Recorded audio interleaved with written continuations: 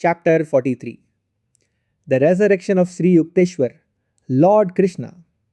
The glorious form of the avatar appeared in a shimmering blaze as I sat in my room at the Regent Hotel in Bombay. Shining over the roof of a high building across the street, the ineffable vision had suddenly burst on my sight as I gazed out of my long open third story window. The divine figure waved to me, smiling and nodding in greeting. When I could not understand the exact message of Lord Krishna, he departed with a gesture of blessing. Wondrously uplifted, I felt that some spiritual event was presaged.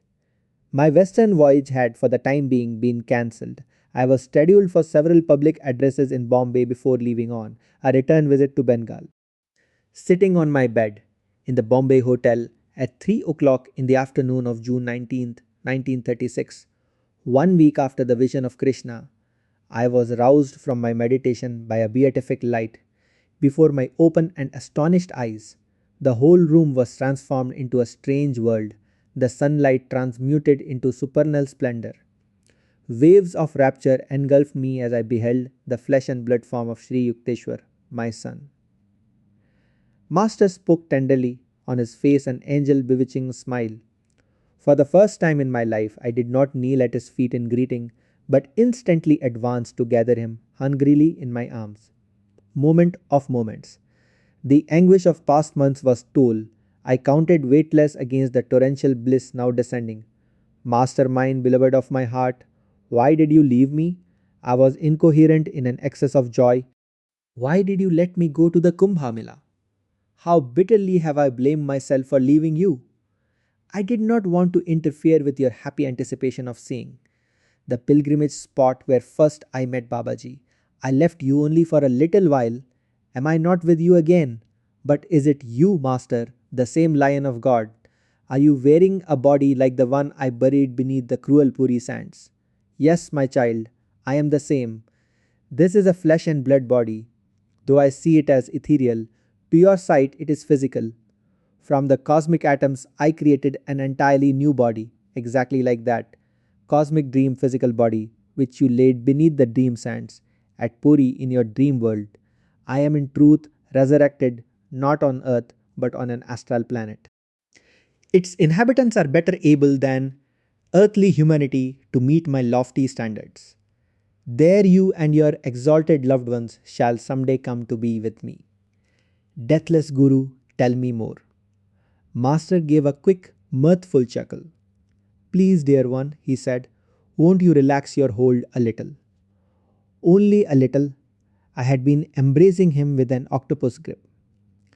I could detect the same faint, fragrant, natural odor which had been characteristic of his body before. The thrilling touch of his divine flesh still persists around the inner sides of my arms and in my palms whenever I recall those glorious hours, as prophets are sent on earth to help men work out their physical karma. So I have been directed by God to serve on an astral planet as a savior, Sri Yukteswar explained. It is called Hiranyaloka or illumined astral planet. There I am, aiding advanced beings to rid themselves of astral karma and thus attain liberation from astral rebirths. The dwellers on Hiranyaloka are highly developed spiritually. All of them had acquired, in their last earth incarnation, the meditation given power of consciously leaving their physical bodies at death. No one can enter Hiranyaloka unless he has passed on earth beyond the state of Sabikalpa Samadhi into the higher state of Nirvikalpa Samadhi. The Hiranyaloka inhabitants have already passed through the ordinary astral spheres, where nearly all beings from earth must go at death. There, they worked out many seeds of their past actions in the astral worlds. None but advanced beings can perform such redemptive work effectually in the astral world. Then, in order to free their souls more fully from the cocoon of karmic traces lodged in their astral bodies, these higher beings were drawn by cosmic law to be reborn with new astral bodies on Hiranyaloka, the astral sun or heaven, where I have resurrected to help them. There are also highly advanced beings on Hiranyaloka who have come from the superior, subtler, causal world. My mind was now in such perfect attunement with my gurus that he was conveying his word pictures to me, partly by speech and partly by thought transference. I was thus quickly receiving his idea tabloids. You have read in the scriptures, Master went on, that God encased the human soul successively in three bodies: the idea or causal body, the subtle astral body, seat of man's mental and emotional natures, and the gross physical body. On earth, a man is equipped with his physical senses. An astral being works with his consciousness and feelings in a body made of life trance. A causal bodied being remains in the blissful realm of ideas. My work is with those astral beings who are preparing to enter the causal world. Adorable Master, please tell me more about the astral cosmos. Though I had slightly relaxed my embrace at Sri Yukteswar's request, my arms were still around him. Treasure beyond all treasures, my Guru who had laughed at death to reach me. There are many astral planets teeming with astral beings, Master began. The inhabitants use astral planes or masses of light to travel from one planet to another, faster than electricity and radioactive energies. The astral universe, made of various subtle vibrations of light and color, is hundreds of times larger than the material cosmos. The entire physical creation hangs like a little solid basket under the huge luminous balloon of the astral sphere. Just as many physical suns and stars roam in space, so there are also countless astral solar and stellar systems. Their planets have astral suns and moons more beautiful than the physical ones. The astral luminaries resemble the aurora borealis, the sunny astral aurora being more dazzling than the mild rayed moon aurora. The astral day and night are longer than those of earth. The astral world is infinitely beautiful, clean, pure, and orderly.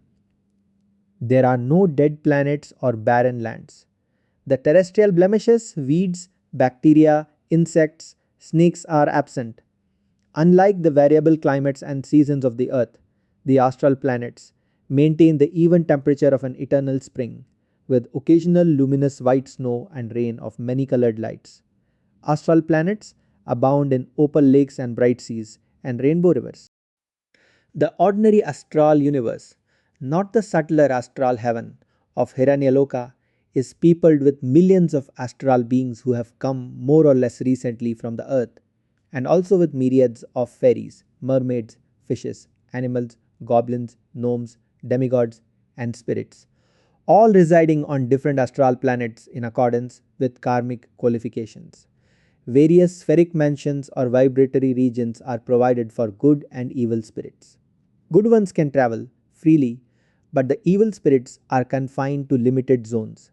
In the same way that human beings live on the surface of the earth, worms inside the soil, fish in water, and birds in air, so astral beings of different grades are assigned to suitable vibratory quarters.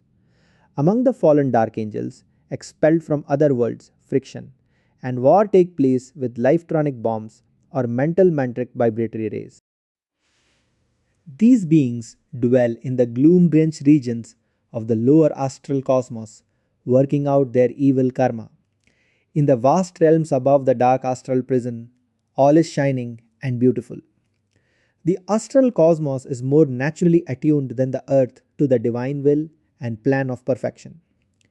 Every astral object is manifested primarily by the will of God and partially by the will call of astral beings. They possess the power of modifying or enhancing the grace and form of anything already created by the Lord. He has given his astral children the freedom and privilege of changing or improving at will the astral cosmos. On earth, a solid must be transformed into liquid or other form through natural or chemical processes, but astral solids are changed into astral liquids, gases, or energy solely and instantly by the will of the inhabitants. The earth is dark with warfare and murder in the sea, land, and air, my Guru continued. But the astral realms know a happy harmony and equality. Astral beings dematerialize or materialize their forms at will. Flowers or fish or animals can metamorphose themselves, for a time, into astral men. All astral beings are free to assume any form and can easily commune together. No fixed, definite natural law hems them round. Any astral tree, for example, can be successfully asked to produce an astral manga or other, desired fruit, flower, or indeed any other object. Certain karmic restrictions are present, but there are no distinctions in the astral world about desirability of various forms. Everything is vibrant with God's creative light. No one is born of woman. Offspring are materialized by astral beings through the help of their cosmic will into specially patterned astrally condensed forms. The recently physically disembodied being arrives in an astral family through invitation, drawn by similar mental and spiritual tendencies. The astral body is not subject to cold or heat or other natural conditions. The anatomy includes an astral brain or the thousand petaled lotus of light and six awakened centers in the Sushumna or astral cerebrospinal axis.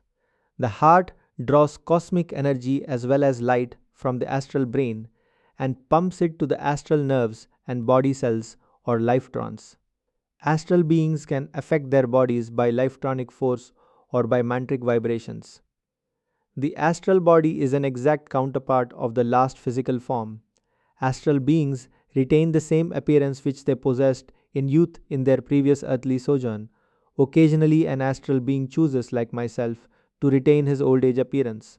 Master, emanating the very essence of youth, chuckled merrily. Unlike the spatial, three dimensional physical world, cognized only by the five senses, the astral spheres are visible to the all inclusive sixth sense intuition. Sri Yukteswar went on.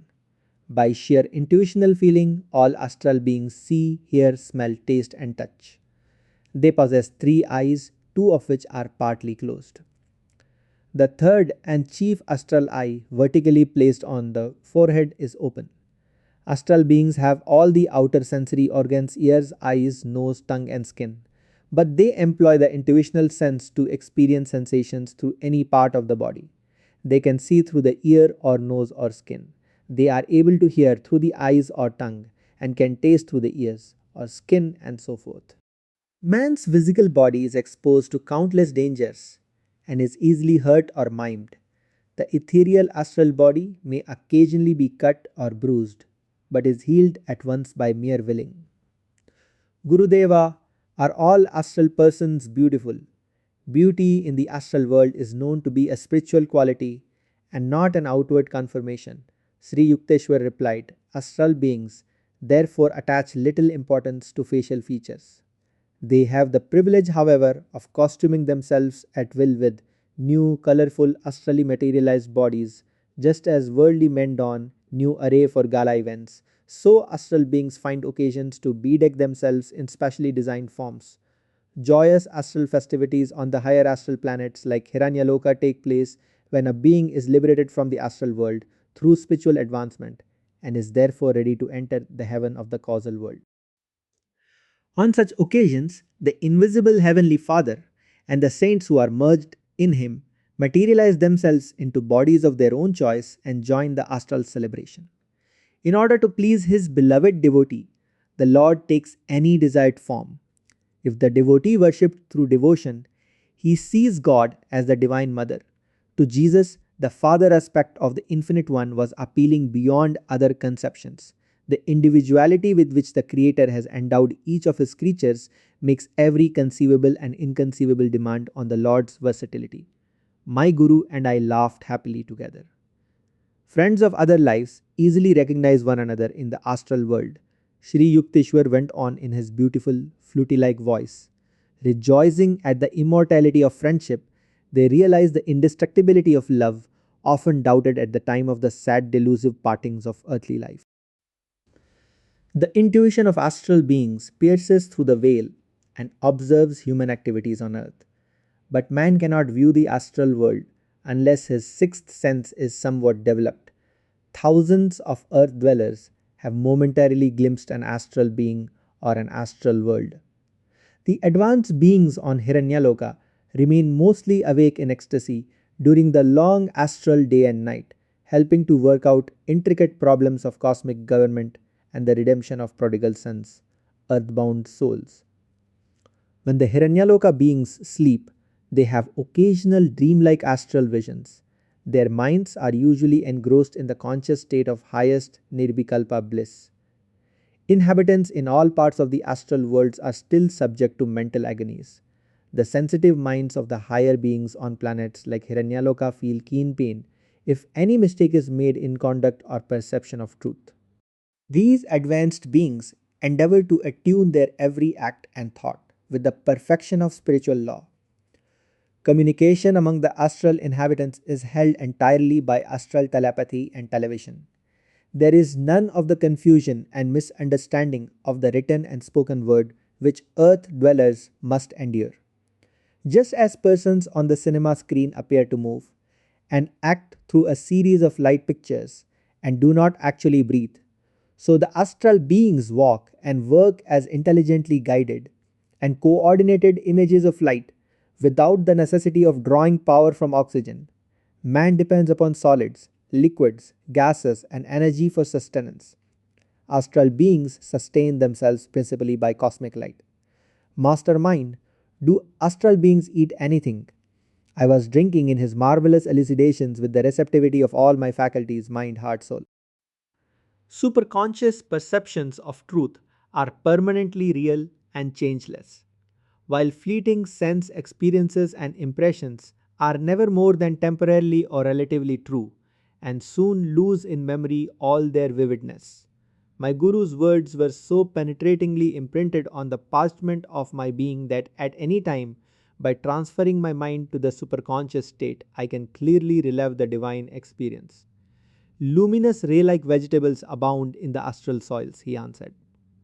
The astral beings consume vegetables and drink a nectar flowing from glorious fountains of light and from astral brooks and rivers.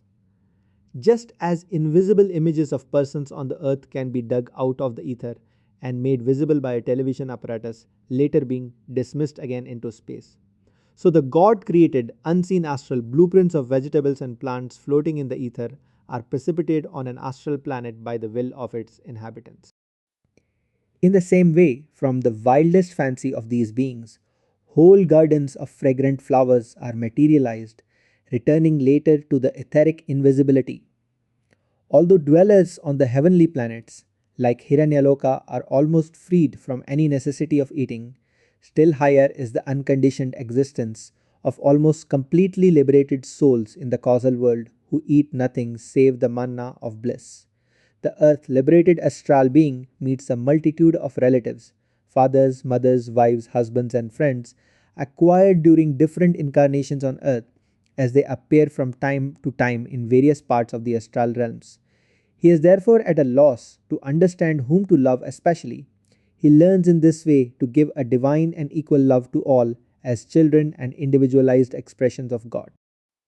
Though the outward appearance of loved ones may have changed more or less according to the development of new qualities in the latest life of any particular soul, the astral being employs his unerring intuition to recognize all those ones dear to him in other planes of existence and to welcome them to their new astral home.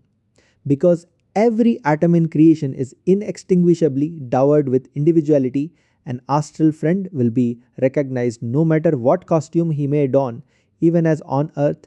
An actor's identity is discoverable by close observation despite any disguise. The span of life in the astral world is much longer than on earth.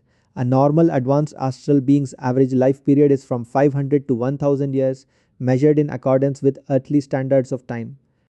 As certain redwood trees outlive most trees by millenniums, or as some yogis live several hundred years, though most men die before the age of 60, so some astral beings live much longer than the usual span of astral existence. Visitors to the astral world dwell there for a longer or shorter period in accordance with the weight of their physical karma, which draws them back to earth within a specified time.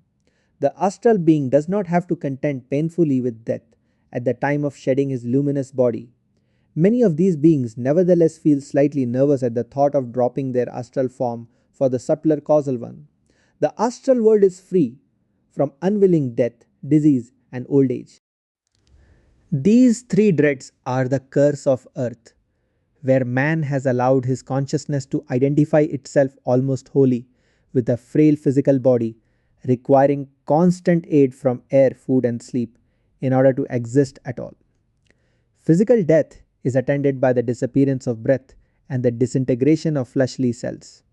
Astral death consists of the disbursement of life trance, those manifest units of energy which constitute the life of astral beings. At physical death, a being loses his consciousness of flesh and becomes aware of his subtle body in the astral world.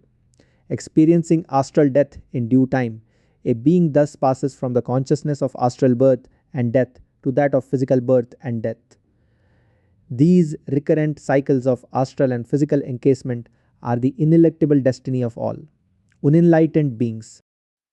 Scriptural definitions of heaven and hell sometimes stir man's deeper than subconscious memories of his long series of experiences in the blithe semastral and disappointing terrestrial worlds.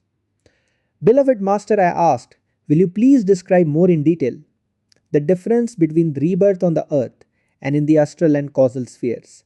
Man, as an individualized soul, is essentially causal bodied, my Guru explained. That body is a matrix of the 35 ideas required by God as the basic or causal thought forces from which he later formed the subtle astral body of 19 elements and the gross physical body of 16 elements. The 19 elements of the astral body are mental, emotional, and lifetronic. The 19 components are intelligence, ego feeling, mind, sense consciousness, 5 instruments of knowledge, the subtle counterparts of the senses of sight, hearing, smell, taste, touch, 5 instruments of action, the mental correspondence for the executive abilities to procreate, excrete, talk, walk, and exercise manual skill, and 5 instruments of life force, those empowered to perform the crystallizing, assimilating, eliminating, metabolizing, and circulating functions of the body. This subtle astral encasement of 19 elements survives the death of the physical body, which is made of 16 gross metallic and non-metallic elements. God thought out different ideas within himself and projected them into dreams. Lady Cosmic Dream thus sprang out decorated in all her colossal endless ornaments of relativity. In 35 thought categories of the causal body, God elaborated all the complexities of man's 19 astral and 16 physical counterparts by condensation of vibratory forces. First subtle, then gross. He produced man's astral body and finally his physical form. According to the law of relativity by which the prime simplicity has become the bewildering manifold, the causal cosmos and causal body are different from the astral cosmos and astral body. The physical cosmos and physical body are likewise characteristically at variance with the other forms of creation. The fleshly body is made of the fixed, objectified dreams of the Creator. The dualities are ever present on earth. Disease and health, pain and pleasure, loss and gain. Human beings find limitation and resistance in three-dimensional matter. When man's desire to live is severely shaken by disease or other causes, death arrives. The heavy overcoat of the flesh is temporarily shed. The soul, however, remains encased in the astral and causal bodies. The adhesive force by which all three bodies are held together is desire. The power of unfulfilled desires is the root of all man's slavery. Physical desires are rooted in egotism and sense pleasures. The compulsion or temptation of sensory experience is more powerful than the desire force connected with astral attachments or causal perceptions. Astral desires center around enjoyment in terms of vibration. Astral beings enjoy the ethereal music of the spheres and are entranced by the sight of all creation as exhaustless expressions of changing light. The astral beings also smell, taste, and touch light. Astral desires are thus connected with an astral being's power to precipitate all objects and experiences as forms of light or as condensed thoughts or dreams. Causal desires are fulfilled by perception only. The nearly free beings who are encased only in the causal body see the whole universe as realizations of the dream ideas of God. They can materialize anything and everything in sheer thought. Causal beings, therefore, consider the enjoyment of physical sensations or astral delights as gross and suffocating to the soul's fine sensibilities. Causal beings work out their desires by materializing them instantly. Those who find themselves covered only by the delicate veil of the causal body can bring universes into manifestation even as the creator. Because all creation is made of the cosmic dream texture, the soul, thinly clothed in the causal, has vast realizations of power. A soul, being invisible by nature, can be distinguished only by the presence of its body or bodies. The mere presence of a body signifies that its existence is made possible by unfulfilled desires. So long as the soul of man is encased in one, two, or three body containers, sealed tightly with the corks of ignorance and desires, he cannot merge with the sea of spirit. When the gross physical receptacle is destroyed by the hammer of death, the other two coverings, astral and causal, still remain to prevent the soul from consciously joining the omnipresent life. When desirelessness is attained through wisdom, its power disintegrates the two remaining vessels. The tiny human soul emerges. Free at last, it is one with the measureless amplitude. I ask my divine Guru to shed further light on the high and mysterious causal world. The causal world is indescribably subtle, he replied. In order to understand it, one would have to possess such tremendous powers of concentration that he could close his eyes and visualize the astral cosmos and the physical cosmos in all their vastness. The luminous balloon with the solid basket as existing in ideas only. If by this superhuman concentration one succeeded in converting or resolving the two cosmoses with all their complexities into sheer ideas, he would then reach the causal world and stand on the borderline of fusion between mind and matter. There one perceives all created things: solids, liquids, gases, electricity, energy, all beings, gods, men, animals, plants, bacteria as forms of consciousness. Just as a man can close his eyes and realize that he exists even though his body is invisible to his physical eyes and is present only as an idea. Whatever a human being can do in fancy, a causal being can do in reality. The most colossal imaginative human intelligence is able in mind only to range from one extreme of thought to another, to skip mentally from planet to planet, or tumble endlessly down a pit of eternity, or soar rocket like into the galaxied canopy, or scintillate like a searchlight over Milky Ways and the starry spaces. But beings in the causal world have a much greater freedom and can effortlessly manifest their thoughts into instant objectivity without any material or astral obstruction or karmic limitation. Causal beings realize that the physical cosmos is not primarily constructed of electrons, nor is the astral cosmos basically composed of lifetrons. Both in reality are created from the minutest particles of God thought, chopped and divided by Maya, the law of relativity which intervenes to apparently separate the noumenon from its phenomena. Souls in the causal world recognize one another as individualized points of joyous spirit. Their thought things are the only objects which surround them. Causal beings see the difference between their bodies and thoughts to be merely ideas.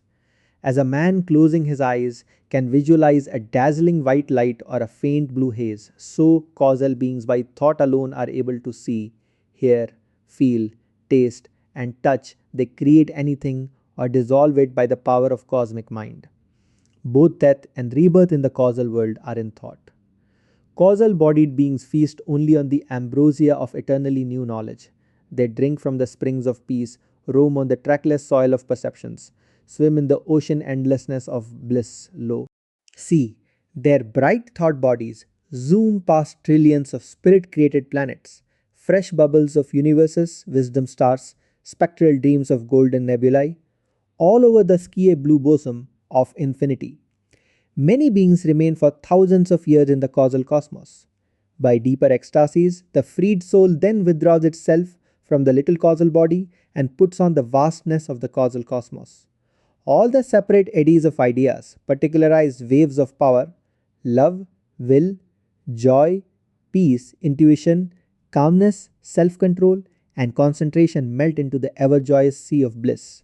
No longer does the soul have to experience its joy as an individualized wave of consciousness, but is merged in the one cosmic ocean with all its waves, eternal laughter, thrills, throbs. When a soul is out of the cocoon of the three bodies, it escapes forever from the law of relativity and becomes the ineffable, ever existent. Behold a butterfly of omnipresence, its wings etched with stars and moons and suns. The soul expanded into spirit remains alone in the region of lightless light, darkless dark, thoughtless thought, intoxicated with its ecstasy of joy in God's dream of cosmic creation. A free soul, I ejaculated in awe.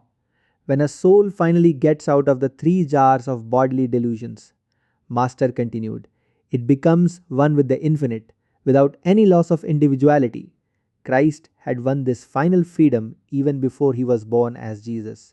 In three stages of his past, symbolized in his earth life as the 3 days of his experience of death and resurrection, he had attained the power to fully arise in spirit. The undeveloped man must undergo countless earthly and astral and causal incarnations in order to emerge from his three bodies. A master who achieves this final freedom may elect to return to earth as a prophet to bring other human beings back to God, or like myself, he may choose to reside in the astral cosmos. There, a savior assumes some of the burden of the inhabitants' karma and thus helps them to terminate their cycle of reincarnation in the astral cosmos and go on permanently to the causal spheres. Or a freed soul may enter the causal world to aid its beings to shorten their span in the causal body and thus attain the absolute freedom. Resurrected one, I want to know more about the karma which forces souls to return to the three worlds. I could listen forever, I thought to my omniscient master. Never in his earth life had I been able at one time to assimilate so much of his wisdom. Now, for the first time, I was receiving a clear, definite insight into the enigmatic interspaces on the checkerboard of life and death. The physical karma or desires of man must be completely worked out before his permanent stay in astral worlds becomes possible. My guru elucidated in his thrilling voice. Two kinds of beings live in the astral spheres: those who still have earthly karma to dispose of, and who must therefore re inhabit a gross physical body in order to pay their karmic debts, could be classified after physical death as temporary visitors to the astral world rather than as permanent residents. Beings with unredeemed earthly karma are not permitted after astral death to go to the high causal sphere of cosmic ideas, but must shuttle to and fro from the physical and astral worlds only, conscious successively of their physical body of 16 gross elements and of their astral body of 19 subtle elements. After each loss of his physical body, however, an undeveloped being from the earth remains for the most part in the deep stupor of the death sleep and is hardly conscious of the beautiful astral sphere. After the astral rest, such a man returns to the material plane for further lessons, gradually accustoming himself through repeated journeys to the worlds of subtle astral texture. Normal or long established residents of the astral universe, on the other hand, are those who, freed forever from all material longings, need return no more to the gross vibrations of earth. Such beings have only astral and causal karma to work out. At astral death, these beings pass to the infinitely finer and more delicate causal world, shedding the thought form of the causal body at the end of a certain span, determined by cosmic law. These advanced beings then return to Hiranaloka or a similar high astral planet, reborn in a new astral body to work out their unredeemed astral karma. My son, you may now comprehend more fully that I am resurrected by divine decree. Sri Yukteswar continued, as a savior of astrally reincarnating souls coming back from the causal sphere. In particular, rather than of those astral beings who are coming up from the earth. Those from the earth, if they still retain vestiges of material karma, do not rise to the very high astral planets like Hiranaloka. Just as most people on earth have not learned through meditation acquired vision to appreciate the superior joys and advantages of astral life, and thus, after death, desire to return to the limited, imperfect pleasures of earth, so many astral beings during the normal disintegration of their astral bodies fail to picture the advanced state of spiritual joy in the causal world, and dwelling on thoughts of the more gross and gaudy astral happiness, yearn to revisit the astral paradise. Heavy astral karma must be redeemed by such beings before they can achieve after astral death a permanent stay in the causal thought world, so thinly partitioned from the Creator. Only when a being has no further desires for experiences in the pleasing to the eye astral cosmos and cannot be tempted to go back there, does he remain in the causal world, completing there the work of redeeming all causal karma or seeds of past desires. The confined soul thrusts out the last of the three cocks of ignorance, and emerging from the final jar of the causal body, commingles with the eternal. Now, do you understand? Master smiled so enchantingly. Yes, through your grace. I am speechless with joy and gratitude. Never from song or story had I ever received such inspiring knowledge. Though the Hindu scriptures refer to the causal and astral worlds and to man's three bodies, how remote and meaningless those pages, compared with the warm authenticity of my resurrected master. For him indeed existed not a single undiscovered country from whose bourne no traveller returns. The interpenetration of man's three bodies is expressed in many ways through his threefold nature, my great Guru went on. In the wakeful state on earth, a human being is conscious more or less of his three vehicles. When he is sensuously intent on tasting, smelling, touching, listening, or seeing, he is working principally through his physical body. Visualizing or willing, he is working mainly through his astral body. His causal medium finds expression when man is thinking or diving deep in introspection or meditation. The cosmical thoughts of genius come to the man who habitually contacts his causal body. In this sense, an individual may be classified broadly as a material man, an energetic man, or an intellectual man. A man identifies himself about 16 hours daily with his physical vehicle. Then he sleeps. If he dreams, he remains in his astral body, effortlessly creating any object, even as do the astral beings. If man's sleep be deep and dreamless, for several hours he is able to transfer his consciousness or sense of I-ness to the causal body. Such sleep is revivifying. A dreamer is contacting his astral and not his causal body. His sleep is not fully refreshing. I had been lovingly observing Sri Yukteswar while he gave his wondrous exposition. Angelic Guru, I said, your body looks exactly as it did when last I wept over it in the Puri ashram. Oh, yes, my new body is a perfect copy of the old one. I materialize or dematerialize this form anytime at will, much more frequently than I did while on earth. By quick dematerialization, I now travel instantly by light express from planet to planet, or indeed from astral to causal or to physical cosmos. My divine Guru smiled. Though you move about so fast these days, I had no difficulty in finding you at Bombay. O Master, I was grieving so deeply about your death. Ah, wherein did I die? Isn't there some contradiction? Sri Yukteswar's eyes were twinkling with love and amusement. You were only dreaming on earth. On that earth you saw my dream body, he went on. Later you buried that dream image. Now my finer fleshly body, which you behold and are even now embracing rather closely, is resurrected on another finer dream planet of God. Some day that finer dream body and finer dream planet will pass away. They too are not forever. All dream bubbles must eventually burst at a final wakeful touch. Differentiate, my son Yogananda, between dreams and reality. This idea of Vedantic resurrection struck me with wonder. I was ashamed that I had pitied Master when I had seen his lifeless body at Puri. I comprehended at last that my Guru had always been fully awake in God, perceiving his own life and passing on earth, and his present resurrection as nothing more than relativities of divine ideas in the cosmic dream. I have now told you, Yogananda, the truths of my life, death, and resurrection.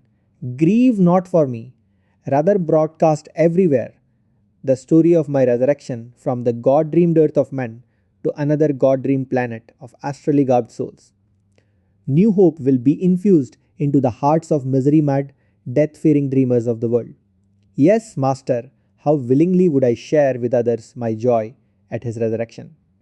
On earth, my standards were uncomfortably high. unsuited to the natures of most men. Often I scolded you more than I should have. You passed my test. Your love shone through the clouds of all reprimands. He added tenderly, I have also come today to tell you, never again shall I wear the stern gaze of censure. I shall scold you no more.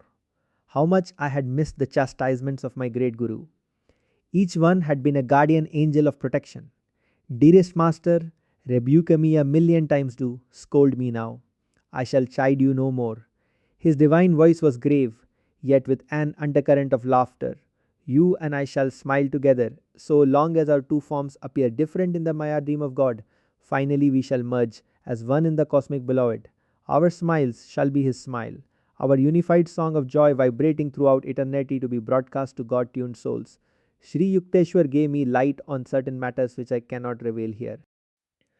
During the 2 hours that he spent with me in the Bombay hotel room, he answered my every question. A number of world prophecies uttered by him that June day in 1936 have already come to pass. I leave you now, beloved one. At these words, I felt Master melting away within my encircling arms. My child, his voice rang out, vibrating into my very soul firmament. Whenever you enter the door of Nirbikalpa Samadhi and call on me, I shall come to you in flesh and blood, even as today. With this celestial promise, Sri Yukteswar vanished from my sight. A cloud voice repeated in musical thunder, tell all whosoever knows by Nirbikalpa realization that your earth is a dream of God, can come to the finer dream created planet of Hiranyaloka, and there find me resurrected in a body exactly like my earthly one. Yogananda tell, all gone was the sorrow of parting, the pity and grief for his death, long robber of my peace, now fled in stark shame. Bliss poured forth like a fountain through endless newly opened soul pores. Anciently clogged with disuse, they now widened in purity at the driving flood of ecstasy. Subconscious thoughts and feelings of my past incarnations shed their karmic taints, lustrously renewed by Sri Yukteswar's divine visit. In this chapter of my autobiography, I have obeyed my Guru's behest and spread the glad tiding, though it confound once more an incurious generation. Grovelling man knows well, despair is seldom alien, yet these are perversities no part of man's true lot. The day he wills, he is set on the path to freedom. Too long has he hearkened to the dank pessimism of his dust thou art counselors, heedless of the unconquerable soul. I was not the only one privileged to behold the resurrected Guru. One of Sri Yukteswar's chelas was an aged woman affectionately known as Emma Mother, whose home was close to the Puri hermitage. Master had often stopped to chat with her during his morning walk. On the evening of March 16, 1936, Ma arrived at the ashram and asked to see her Guru. Why? Master died a week ago. Swami Sabananda, now in charge of the Puri hermitage, looked at her sadly. That's impossible. She smiled a little. Perhaps you are just trying to protect the Guru from insistent visitors. No. Sabananda recounted details of the burial. Come, he said. I will take you to the front garden to Sri Yukteswarji's grave. Ma shook her head. There is no grave for him. This morning at 10 o'clock, he passed in his usual walk before my door.